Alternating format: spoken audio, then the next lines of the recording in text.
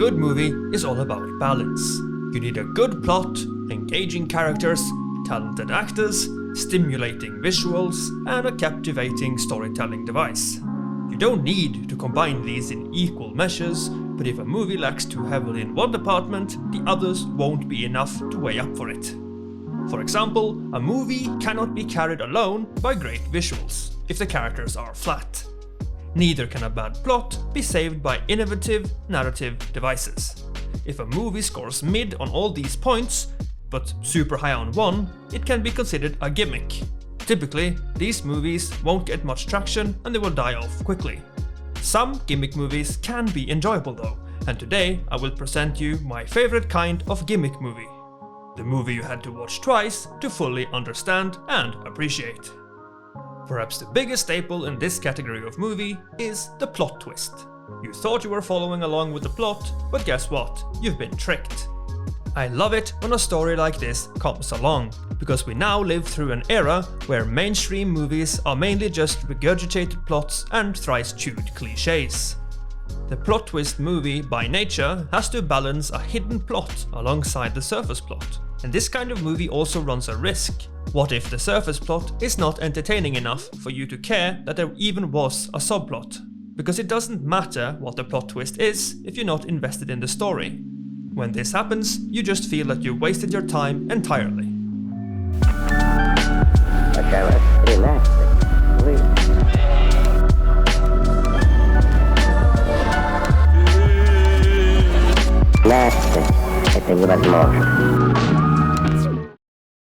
Today, I'll be talking about the 2006 movie Lucky Number Slevin.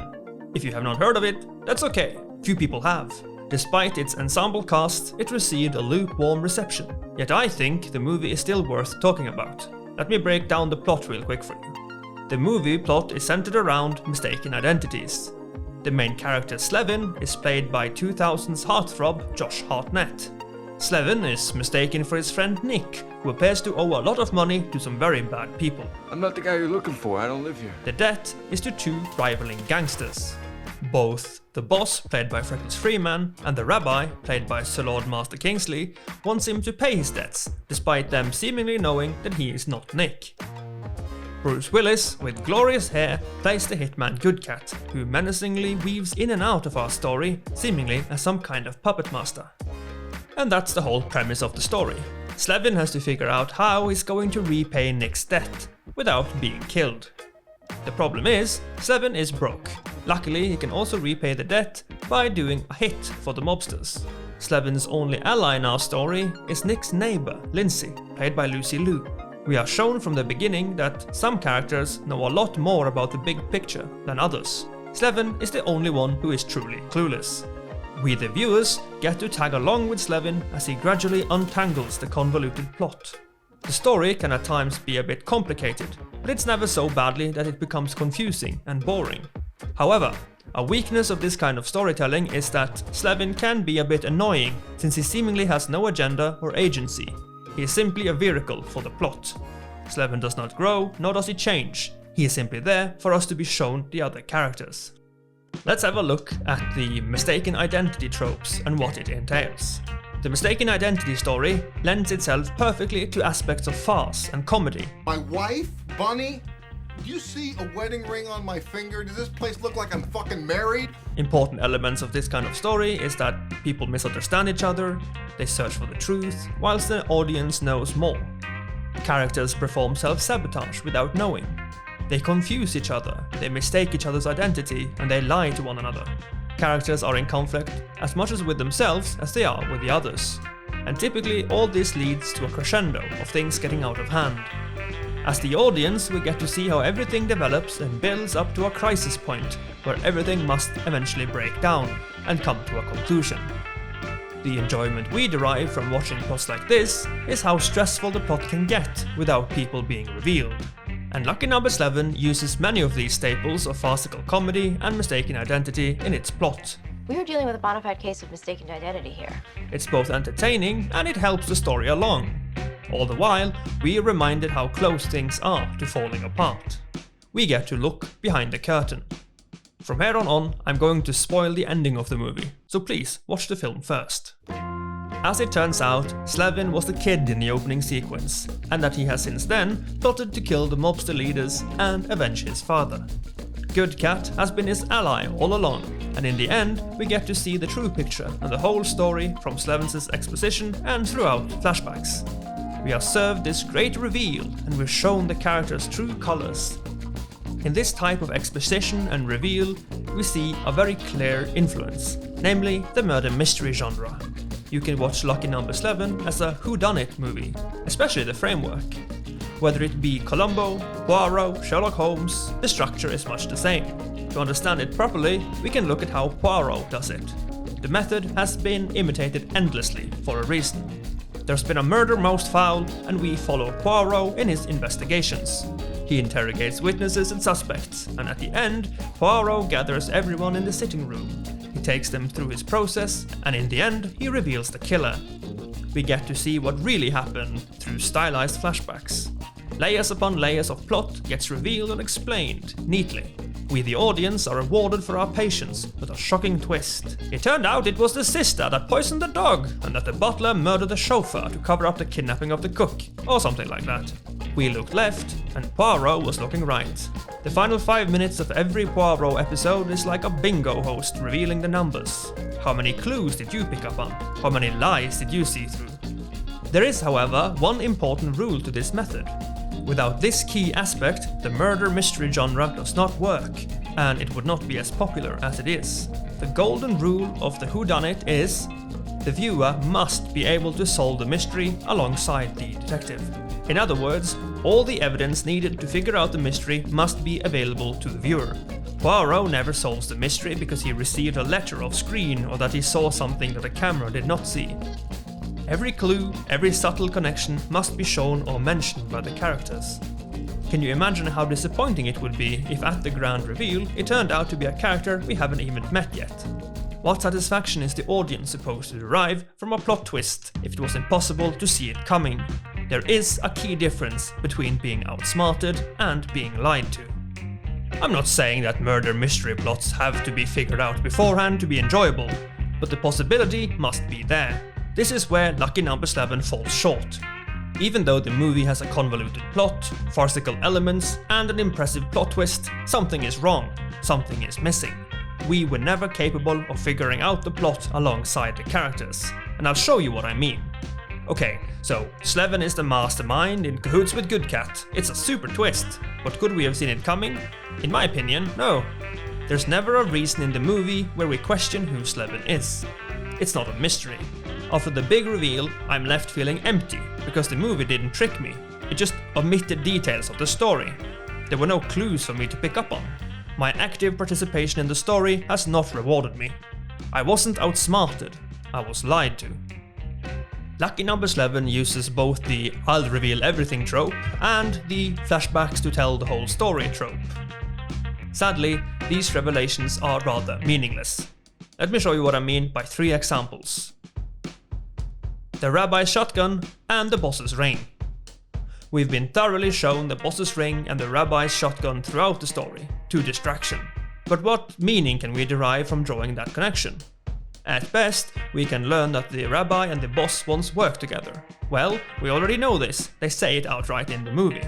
One time they were one with one another, and then they tried to kill one another. We don't know who the guy being beaten up is, so it's irrelevant that they once worked together. Since we don't know who that is, we don't know that Max equals Slevin either. Slevin was the one who shot Freckles' son. So what? There's not a single hint in the entire movie that Slevin is a sharpshooter. He's a bumbling fool throughout. The reveal that he is a trained sniper is just a non sequitur. The whole reveal depends on new details, and therefore it's not a twist, it's just more information. Bruce Willis with glorious hair shot the bookie. Well, it might as well have been Katniss Everdeen for all it impacts the story. It was never a mystery who killed the bookie, because it doesn't matter to the story at all. It had been no different if it was one of the rabbi's men. This made me so angry when I watched the movie for the first time. Lucky Number Slevin has the audacity to utilize that whole murder mystery gimmick, promising us a tasty reveal and a plot twist. Yet, the things we learn from the flashbacks does not change what we know, it merely just adds to it. And it's just frustrating when they reveal their twist like that. If anything, they just highlight their own shortcomings and that they don't understand the genre. The film left a bad taste in my mouth. It convinced me it was clever and that it had tricked me, but it turned out it had just omitted details and it did things off screen, but still had the gall of saying I tricked you in the end. But nothing works unless we know that Max equals Slevin. So fuck this movie. Or did we all look left, whilst the movie made a right? So I forced myself to watch the movie again and study it even closer, and I was pretty impressed by what I discovered. There's actually a lot more to the plot of Lucky Number Slevin than what is revealed in the final conversations and flashbacks, and I believe that there is a third level of plot here. There's no detective in this film expositing the information neatly when we need it, so we have to piece the things together ourselves. You know how I said that whole ring and shotgun equals Boston Rabbi things was worthless if we didn't know that Max was Slevin? Well, what if we did know? The opening scene in the movie is packed full of information, as an opening scene should be. When a character has little screen time, it's all the more important to pay close attention to them, because if they weren't necessary to the story, they wouldn't have made the final edit of the film. In other words, we know Max is important. But how can we know that Max equals Slevin? Let's take a look at what Max does. We see Max's relationship to time and his father's watch. We can see it in his father's car. One of his few lines is Watch, watch, watch, watch. Almost forgot.